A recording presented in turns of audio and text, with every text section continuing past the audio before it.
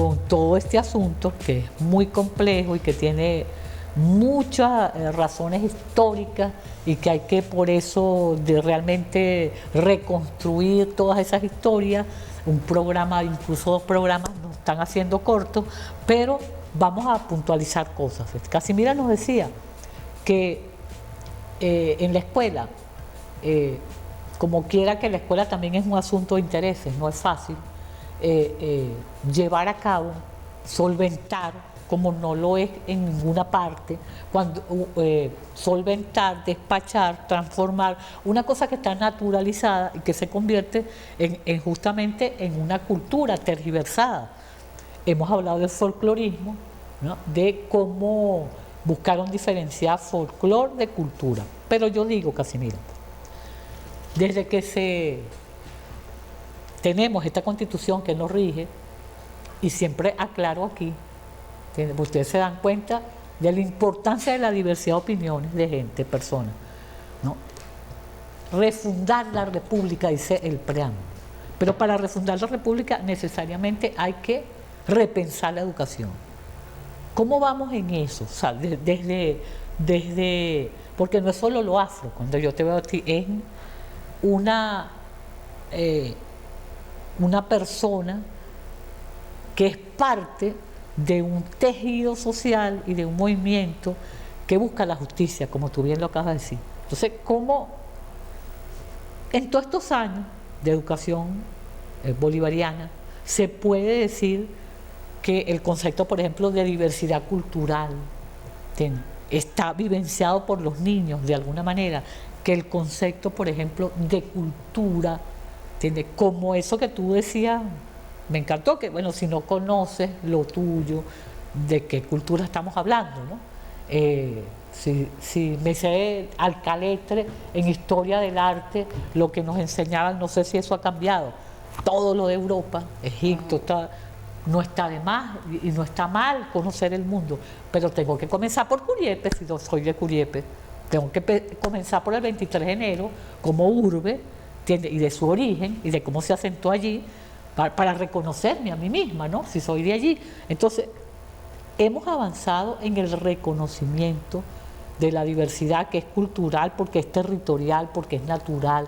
En eso, ¿qué crees? Yo sí creo, porque esos temas no se discutían sino al calor de la academia. Pues. O sea, cuando por ejemplo estábamos con Arnaldo, que Arnaldo insistía precisamente porque con ese término de mestizaje se habla de una sola cultura. Y si uno lo define como lo definieron a principio, sobre todo en la primera mitad del siglo XX, la intelectualidad bien racista de la época, que decía que lo único que había, que esta es una cultura española donde se insertaron algunos elementos indígenas y que los afro, los negros, como decían ellos, los negros y las negras, lo único que aportaron fue los toques, cantos y baile de tambor. Es decir, porque ellos eran los que cultivaban el cacao, yo te aviso. Entonces, precisamente, desmontar todo eso no es fácil. Se ha hecho, por ejemplo, entender qué es la diversidad, porque cuando comenzamos por ahí hablando de la diversidad, y yo te digo, al proceso de globalización, el mundo, la humanidad le respondió con su diversidad. ¿Por qué? Porque la globalización, tal y como la entendieron ellos, que el pez grande se come al chiquito, es que yo deje de ser yo para parecerme a ti, me asimile a ti, ¿verdad? Desde que apareció esta constitución, aquí se corta la política de que el indígena tenía que asimilarse. ¿Ves? Cuando el indígena hoy, aún siendo un mismo indígena que es alcalde y no cumple, ese indígena se para y va y pelea y dice, la constitución dice que yo tengo que hablar mi mismo idioma. Entonces, en ese sentido, porque yo creo que las grandes transformaciones las hacen los pueblos. Podemos decir que en el deber ser hemos avanzado, pero ¿y el ser? No, no estoy hablando del deber ser, yo estoy hablando del ser. ¿Cuántos indígenas se paraban aquí para decir que su idioma era un idioma y que no le diera vergüenza étnica? Ah, pero hoy sí lo oyes. Hoy sí lo oye, cuando tú vas a cualquiera de esas... ¿Hay problemas? Obvio que hay problemas. Pero cuando tú encuentras a los indígenas que se paran y defienden su idioma y te dicen tiene que ser en mi idioma porque la Constitución dice que es en mi idioma. Cuando quieren juzgar a un indígena y ese grupo de indígenas se para y pelea porque el juicio, porque lo primero quien tiene que juzgarlo son su gente, porque eso está en el capítulo 8, 9 de la Constitución, entonces sí hemos avanzado, porque es que el avance no es un decreto. Claro. El avance es, pero no depende del otro, solamente del otro. Sí, tiene que haber un Estado, tiene que haber un gobierno que tenga voluntad política para eso. Pero yo insisto, si es mi lucha, por ejemplo, es que el pueblo afrodescendiente se venza el endorracismo y la vergüenza étnica. Claro, solo pensé. Bueno, pero es que ahí es donde está la lucha ¿Y fuerte. qué papel juega la pero escuela? ahí está el Estado, pero están los movimientos sociales. Casimira Monasterio cree que las revoluciones las hacen los pueblos. Porque si ese pueblo no cambia su mentalidad, no estamos haciendo nada. Entonces, insistir, por lo menos en la mía, sí, tú das la pelea con el Estado porque el Estado tiene que trazar políticas, pero si esas políticas se trazan y ese pueblo o ese liderazgo, ese grupo que, bueno, llamémoslo vanguardia o como lo queramos llamar, no hace el esfuerzo por difundir eso y porque su gente lo entienda, entonces no va a pasar nada.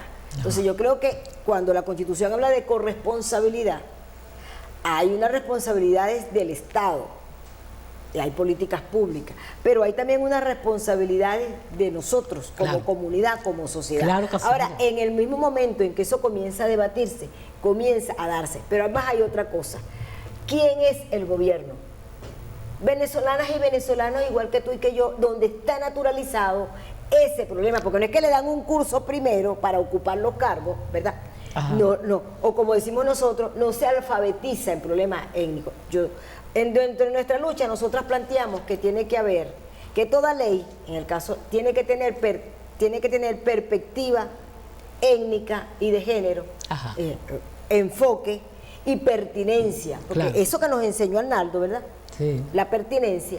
Cuando tú hablas de pertinencia, tú estás aterrizando, porque la perspectiva te da la perspectiva ideológica, política de lo que vas a hacer, y el enfoque, ¿verdad?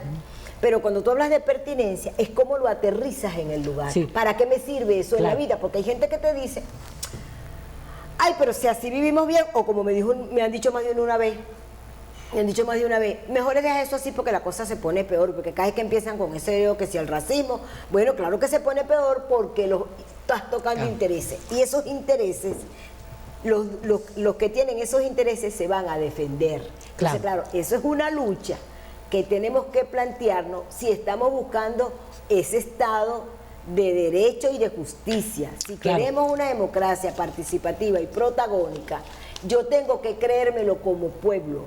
Ahora, yo trabajo para que el mío lo entienda a eso y asuma eso, porque aun cuando tú logres crear con ADECAFRO, INCODIR, la comisión, que estemos en diferentes leyes, si nosotros no asumimos más allá del Estado o de la responsabilidad del Estado, yo tengo una responsabilidad y yo lucho por alfabetizar. Nosotros tenemos una pelea con el racismo, por ejemplo. En el racismo institucional no hemos avanzado suficientemente. En el racismo institucional. ¿Por qué lo dice? Bueno, porque por lo que te estoy diciendo, ¿quiénes son los ministros, los directores, los porteros? Son venezolanos, ¿verdad? Que han naturalizado. Que han naturalizado eso. Pero entonces ahí sí hace falta que el Estado ejerza una política de formación en las cuestiones étnicas. Eso, ¿verdad? Y que esas leyes que se aprueban, no simplemente es que la aprueba, es que inclusive el diputado que aprueba, ¿verdad? No solamente apruebe porque es el lineamiento que tengo, que eso es lo que aprueba, sino que sepa, ¿verdad?, por qué tengo que aprobar eso. Entonces, Casimira, fíjate, hay aquí implicado que la pregunta comenzó por educación, se está desnaturalizando lo que se naturalizó desde la escuela.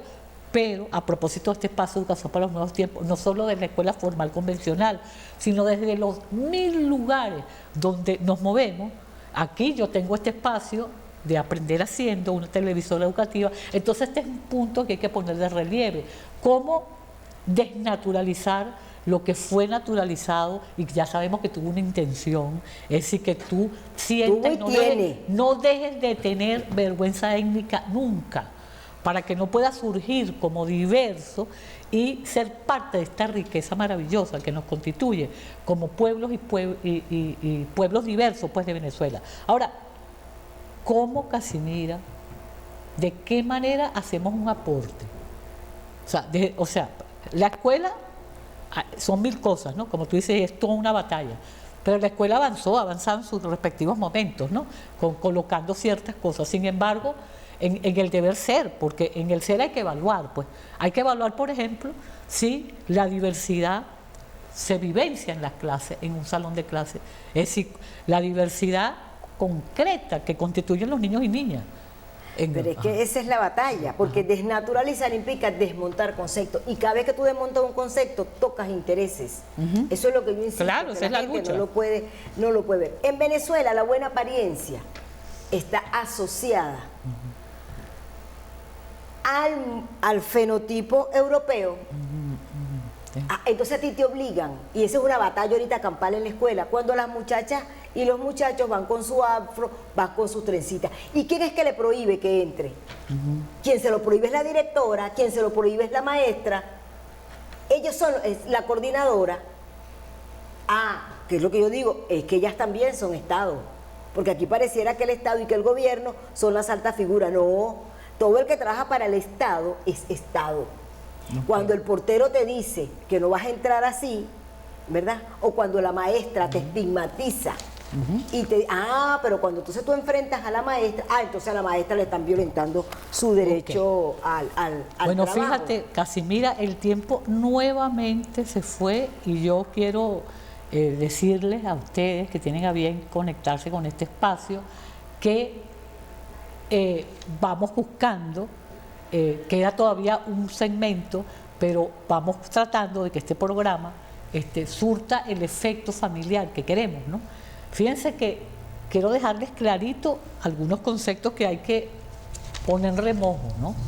Por ejemplo, del folclore. ¿Todavía se está hablando de folclore en la escuela? No lo sé, ¿no? Bueno, se sigue, se lucha, pero se sigue. Hay maestros que no lo usan, pero yo diría que la mayoría todavía usa eso. Okay. Y ni siquiera, por ejemplo, yo te voy a poner un ejemplo. Yo creo que aquí el único que habla de folclore y lo habla, lo que utiliza es una palabra, pero su contenido es, por ejemplo, el llanero. ¿Por qué? Porque sobre todo toda la música llanera está imbricada en toda la cultura llanera, en toda su cultura material y espiritual.